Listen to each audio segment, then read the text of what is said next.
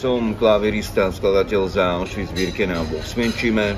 Zložil som klavírny cyklus venovaný obetiam holokaustu. Sú so mnou natočené všetky koncentračné tábory v Poľsku ako Auschwitz-Birkenau, Belžec, Treblinka, Majdánek, Sobibor. Sú to dokumentárno-hudobné filmy venované obetiam holokaustu na moju klavírnu tvorbu, ktorá je tiež venovaná obetiam holokaustu. Prečo práve téma holokaustu je pre vás aj osobnou témou? Takto. V prvom rade aj kvôli tomu, že v spoločnosti sa rozšíruje rasizmus, fašizmus, rasová nenávisť a vidíme rôzne rozdiely a rôzne názory.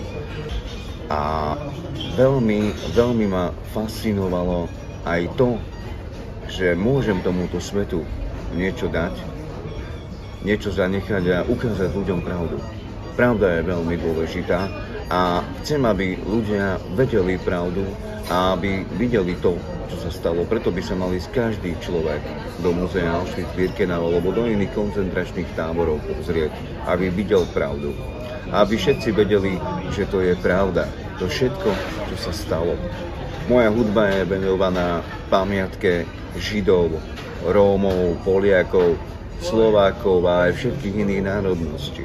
Buďme hrdí aj na hrdinov Slovenského národného povstania, ktorí sa chytili z vlastnej iniciatívy a zopreli sa fašistickému režimu.